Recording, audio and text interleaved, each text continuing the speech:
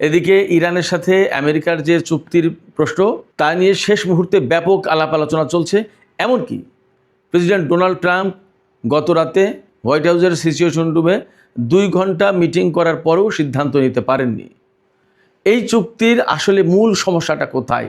America এত হিমশিম খাচ্ছে কেন? এত চিন্তাভাবনা করছে কেন? এখনও কেন এত ইরানকে হুমকি দিচ্ছে এই চুক্তি না করলে ইরানের বিরুদ্ধে নতুন করে যুদ্ধ শুরু করা হবে? ঘটনা কি? কোথায় সমস্যা? সুপ্রিয় দর্শক, এই দুটো বিষয় নিয়েই এখনকার মূল আলোচনা। আশা করি আপনারা শেষ পর্যন্ত সঙ্গে থাকবেন। আর যদি ভিডিও ভালো লাগে তাহলে লাইক, কমেন্ট, শেয়ার করবেন এবং চ্যানেলটি সাবস্ক্রাইব করে সাথেই থাকবেন। দর্শক, চলুন মূল আলোচনায় চলে যাই। আমরা সবাই জানি চলতি বছরের 28শে ফেব্রুয়ারি আমেরিকা এবং ইসরায়েল ইরানের উপর হামলা চালিয়েছিল এবং হামলার প্রথম পর্যায়ে ইরানের সর্বোচ্চ নেতা আয়াতুল্লাহ আলী খামেনি অর্থাৎ সাইয়েদ আলী খামেনি তিনি শহীদ হয়েছিলেন। এর সাথে ইরানের বহু সেনা কর্মকর্তা, গুরুত্বপূর্ণ রাজনৈতিক ব্যক্তিত্ব, মন্ত্রী, অনেক লোকজন মারা গিয়েছিলেন। এবং ওই দিনই মিনাব শহর যে গার্লস স্কুল, সেই গার্লস স্কুলে হামলা করেছিল আমেরিকা বা ইসরায়েল এবং সেখানে 170 জনের বেশি ছোট ছোট বাচ্চা, মেয়েরা এবং শিক্ষক শিক্ষিকা শহীদ হয়েছেন। তো এর ভেতরে 28শে ফেব্রুয়ারি যুদ্ধ শুরু হয়েছে এবং আজকে 30শে মে, তার মানে মে মাস পুরোটা, এপ্রিল মাস পুরোটা, মার্চ মাস পুরোটা, 30-90 দিন, আরও পাশে 1-2 দিন যদি আমরা ধরি, তার মানে 90-91 দিন আগের ঘটনা। ইরানের সর্বোচ্চ নেতা সাইয়েদ আলী খামেনি শহীদ হয়েছেন। অনেকের মনেই প্রশ্ন ছিল যে তার জানাজা কেন হলো না? তিনি কি আসলে শহীদ হয়েছেন? তিনি কি আসলে বেঁচে আছেন? তিনি যদি বেঁচে থাকেন তাহলে কোথায় আছেন? অনেকেই বলেছেন তিনি রাশিয়ায় নিরাপদে আছেন বা ইরানের গোপন স্থলে, পাহাড়ের সুড়ঙ্গে কোথাও গোপন জায়গায় নিরাপদে আছেন, তিনি বেঁচে আছেন।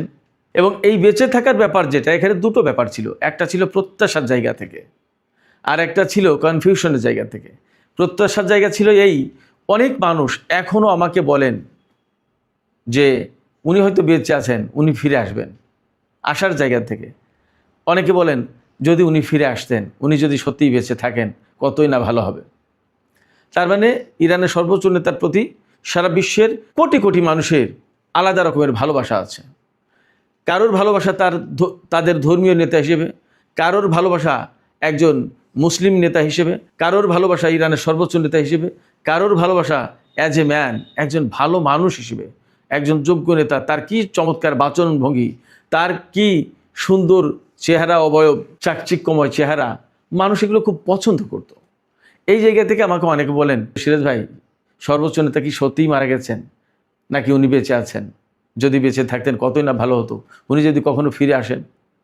এর ভেতরে কিন্তু 2-1টা ভিডিওও ছড়ানো হয়েছে যে সর্বোচ্চ নেতা বেঁচে আছেন, এরকম করা হয়েছে যে তিনি আসছেন, তিনি কি আবার আসছেন, এরকম।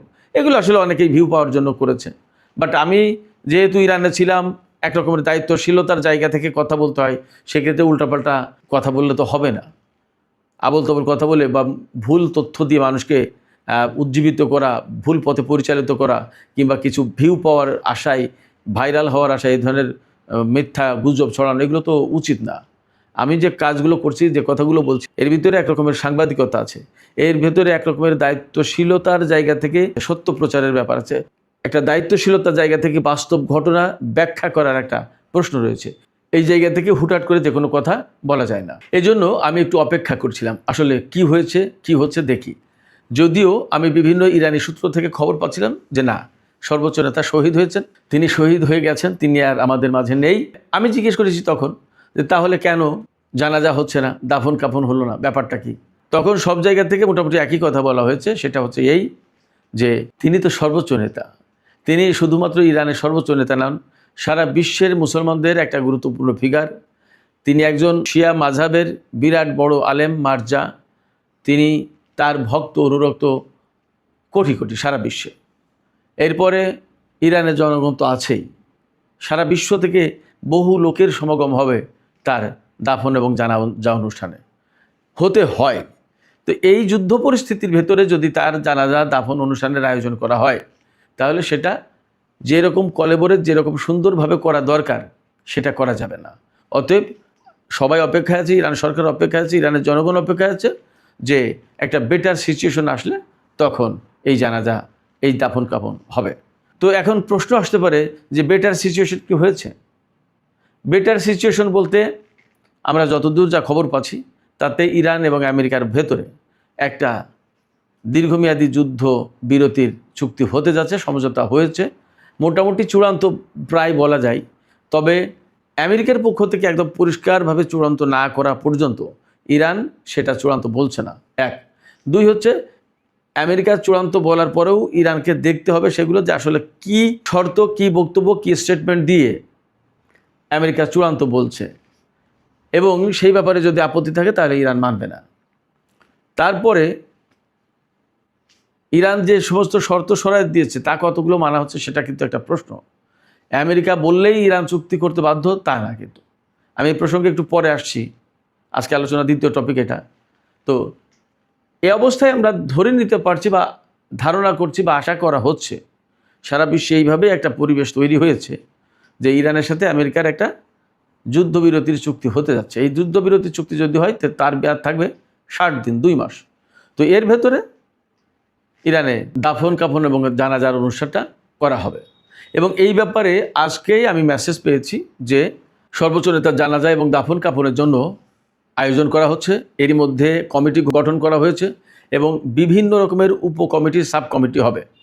এই সমস্ত উপকমিটি, সাব কমিটি যাই বলি, এগুলো যখন হবে তখন কে এর নেতৃত্ব থাকবে, কারা কারা দায়িত্ব পালন করবে, কাদের দায়িত্ব কি হবে, কোন সেকশনের দায়িত্ব পালন করবে, বহু ব্যাপার আছে। নিরাপত্তার প্রশ্ন আছে, খাদ্যের ব্যাপার আছে, পানির ব্যাপার আছে, শরবত সরবরাহের ব্যাপার আছে, মানুষকে রিসিভ করার ব্যাপার আছে, তাদের বসার ব্যবস্থা করার ব্যাপার আছে, প্যান্ডেল করার ব্যাপার আছে, হয়তো বা অনেক কিছু। মানে দেশ বিদেশ থেকে তো হাজার হাজার মানুষের আগমন ঘটবে, আর দেশের মানুষ তো কোটি কোটি। তো সব কিছু মিলে বিশাল বিরাট আয়োজন এবং বিরাট অ্যারেঞ্জমেন্ট। এই বিশাল বিরাট আয়োজন, বিরাট অ্যারেঞ্জমেন্টের জন্য বহু রকমের কমিটি, উপকমিটি গঠন হবে। এইগুলো গঠন করার পরে একদম দায়িত্ব সুষ্ঠুভাবে বন্টন করার পর সমস্ত সব কিছু সেট করে তারপরে সম্ভবত বা তার ভেতরেই হয়তো জানাজার ডেট ঘোষণা করা হতে পারে এবং দাফন, জানাজা, শোক মিছিল সব কিছু একই দিনে হবে আশা করা যায়। তো এর ভেতর দিয়ে সর্বোচ্চ নেতাকে মূলত ইরানবাসী বা বিশ্ববাসী বিদায় জানাবেন আনুষ্ঠানিকভাবে, এইভাবেই আশা করা হচ্ছে। তবে আমি আবারও বলি, ডেট কিন্তু এখনও ঘোষণা করা হয়নি, কিন্তু এটা ঠিক যে সর্বোচ্চ নেতার জানাজা অনুষ্ঠিত হতে যাচ্ছে। তো দর্শক, আমি এবার একটু চুক্তি প্রসঙ্গে বলি। ইরান আমেরিকার ভেতরে যে চুক্তি, সে সম্পর্কে আজ গত 2 দিন ধরে একেবারে এইরকম অবস্থা যে কোনো মুহূর্তে চুক্তি হয়ে যাচ্ছে, চুক্তিতে সই করছেন, চুক্তি হয়ে গেছে, কে কী পাচ্ছে সব খবর আসছে, নানান রকম ব্যাপার। কিন্তু বাস্তবতা হচ্ছে একটা, ডোনাল্ড ট্রাম্প চুক্তিতে সই করবেন কি করবেন না সেটা নিয়ে তাকে 100 বার ভাবতে হচ্ছে। তার সামনে দুটো জিনিস, এক পাশে অস্ত্র, রাইফেল, আর এক পাশে চুক্তির কাগজ, সমঝোতার কাগজ, যেটা দিয়ে ইরানের সাথে একটা 60 দিনের অন্তর্বর্তী চুক্তি হবে বলা যায়, প্রাথমিক চুক্তি হবে। তো অস্ত্র বেছে নেবেন, তার মানে ইরানের উপর হামলা চালাবেন, নাকি চুক্তি করবেন? এখন ডোনাল্ড ট্রাম্পের সামনে পথ বেছে নেওয়ার ব্যাপার এই দুটো, কোন পথে তিনি হাঁটবেন। অস্ত্র বা হামলা চালানোর প্রশ্ন কেন আসছে? প্রশ্ন আসছে এই কারণে যে ডোনাল্ড ট্রাম্প যেভাবে চাইছেন ইরান সেইভাবে চুক্তি করবে না, এই কারণে এখনও ঝুলে আছে। ডোনাল্ড ট্রাম্প গতকালকেও বলেছে যে ইরানকে মাস্ট এইটা করতে হবে, মাস্ট শব্দ। ইরান বলছে যে আপনার মাস্ট শব্দটা বন্ধ করেন, আপনার কোনো মাস্ট দিয়ে তো ইরান চলবে না, আপনি মাস্ট বলার কে? আপনি আপনার মতো করে কথা বলেন, কিন্তু আমাদেরকে আপনি মাস্ট বলবেন না। অর্থাৎ ইরান এতটাই আত্মসম্মানের ব্যাপারে সিরিয়াস যে আপনি আমাদেরকে ডিকটেট করছেন যে মাস্ট হরমুজ প্রণালী খুলে দিতে হবে, অথবা মাস্ট ক্ষেপণাস্ত্র কর্মসূচি বন্ধ করতে হবে, অথবা মাস্ট ইউরেনিয়াম দিয়ে দিতে হবে। এই মাস্ট শব্দটা, মাস্ট মানে অবশ্যই, এই অবশ্যই বা মাস্ট আপনি ব্যবহার করবেন না আমাদের জন্য। আপনি চুক্তির ভাষায় কথা বলেন, ডিপ্লোমেসির ভাষায় কথা বলেন, আমাদেরকে ডিকটেট করবেন না। খেয়াল করেন ইরানিদের সেন্সিটিভিটি। যাই হোক, তো একটা হচ্ছে অস্ত্রের পথ, হামলার পথ, এবং তা বলছেন আমেরিকা দেখছে যে ইরান তাদের কথা মতো চুক্তিতে সই করছে না, সব কথা শুনছে না। যেমন ইরান একদম পরিষ্কার করে বলেই দিয়েছে যে হরমুজ প্রণালীর কন্ট্রোল তাদের কাছে থাকবেই। ইউরেনিয়াম কোনো মতেই এই কর্মসূচি তাদের, ইউরেনিয়াম কোনো মতেই সমৃদ্ধটা তাদের হাতে দেওয়া হবে না, আর পরমাণু কর্মসূচি বন্ধও করা হবে না। এর ভিতরে কীভাবে ম্যানেজ করা যায় সেটা দেখতে হবে, বাট এগুলো থাকবে। আর আমেরিকা চাইছে যে ইরানের ইউরেনিয়াম থাকবে না, পরমাণু কর্মসূচি থাকবে না, ক্ষেপণাস্ত্র কর্মসূচি থাকবে না, হরমুজ প্রণালী খুলে দিতেই হবে। কিন্তু ইরান বলছে নো, আপনি আমাকে মাস্ট বলবেন আর আমি তাই করবো তা না। এখানে এই কারণে আটকে আছে চুক্তি। আবার এমন খবর পাওয়া যাচ্ছে যে আমেরিকা ইরানকে $300 বিলিয়ন দেবে রিকনস্ট্রাকশনের জন্য। ইরান হয়তো রিকনস্ট্রাকশনের জন্য টাকা নেবে না। তারা বলছে কি যে তোমরা আমাদের উপর যুদ্ধ চাপিয়ে দিয়েছো, এর খেসারত দিতে হবে, ক্ষতিপূরণ দিতে হবে, ক্ষতিপূরণ হিসেবে টাকাটা দিতে হবে। হয়তোবা এটাও একটা, অর্থাৎ টার্মিনোলজি, শব্দ, ভাষা, কোন ভাষায় কোন শব্দ ব্যবহার করে আপনি চুক্তি করছেন সেটা কিন্তু খুব ইম্পর্ট্যান্ট। আত্মমর্যাদা সম্পন্ন যে সমস্ত জাতি তারা কিন্তু কী ভাষায় আপনি চুক্তি করছেন সেটা দেখে এবং সেইভাবেই তারা সেট করে। তাদের পছন্দ মতো মন মতো তাদের সম্মান মর্যাদা যদি না রাখা হয় তাহলে তারা করে না। ইরান কিন্তু সেই জাতি। তো এখানে সবচেয়ে বড় যে সংকটটা, সেই সংকটটা হচ্ছে মার্কিন গণমাধ্যমেই বলা হচ্ছে যে চুক্তি হতে যাচ্ছে এবং ডোনাল্ড ট্রাম্প এই চুক্তি করতে বাধ্য, কারণ তার কোনো বিকল্প পথ নেই। যদি রিপাবলিকান দলের রাজনীতি টিকিয়ে রাখতে হয়, যদি ডোনাল্ড ট্রাম্পের ইমপিচমেন্ট ঠেকাতে হয় বা সম্মানজনক বিদায় নিতে হয়, তাহলে এই চুক্তি ছাড়ার কোনো উপায় নেই। যুদ্ধ তার জন্য কোনো সমাধানের পথ না। ইরান তো বলেছে যে যদি আমেরিকা নতুন করে যুদ্ধ শুরু করে তাহলে একেবারে ধ্বংস করে দেওয়া হবে, এমন ভয়াবহ হামলা চালাবে, পাল্টা জবাব দেবে ইরান। বলেছে একেবারে ধ্বংস করে দেওয়া হবে। সেক্ষেত্রে ইরান প্রস্তুত। ফলে যুদ্ধ দিয়ে সমাধান আসবে না, চুক্তিই করতে হবে। চুক্তি যদি করতে তাহলে ইরানের ভাষা মতো, ইরানের পছন্দ মতো, ইরানের চয়েস মতো করতে হবে। ইরানের চয়েস মতো, ইরানের পছন্দ মতো যদি করতে হয় তাহলে সেই চুক্তি আমেরিকার স্বার্থে যাবে না, এবং যাওয়ার কোনো কারণ নেই। তো কারণ ভুলটা, অন্যায়টা তো আমেরিকার, ইসরায়েলের। তো এইরকম চুক্তি যদি করে তাহলে চূড়ান্তভাবে নেতানিয়াহুর জন্য অবমাননা, অপমান, অসম্মান এবং তার মান মর্যাদা একেবারে চুরমার হয়ে যায়।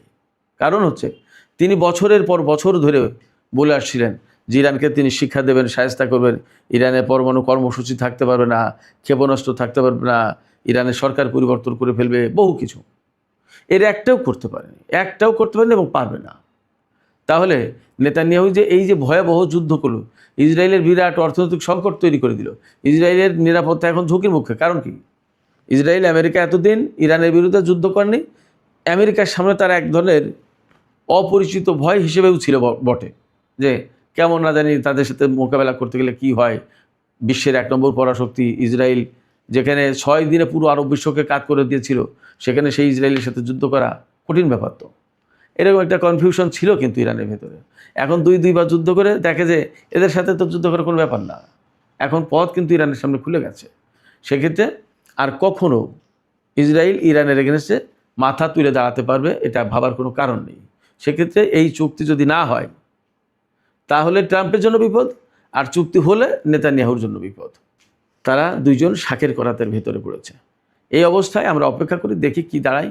আর সুপ্রিয় দর্শক, আজকে রাত 9টায় আমরা ইনশাল্লাহ একটা লাইভ করব। লাইভে অনেক কথা থাকবে। আমার পক্ষ থেকে বাস্তব ঘটনা, বর্তমান চিত্র তুলে ধরব। আপনাদের পক্ষ থেকে নানা ধরনের প্রশ্ন আশা করি ইনশাল্লাহ ওই সময় সরাসরি কথা হবে আপনাদের সাথে। তো ততক্ষণ পর্যন্ত আপনারা সবাই ভালো থাকুন আর টক উইথ সিরাজের সাথেই থাকুন। ভিডিও ভালো লাগলে লাইক, কমেন্ট, শেয়ার করুন এবং এই যে ভিডিও, বর্তমান যে ভিডিও, এই সম্পর্কেও আপনাদের মতামত দিন। আপনারা সবাই ভালো থাকুন। আল্লাহ হাফেজ।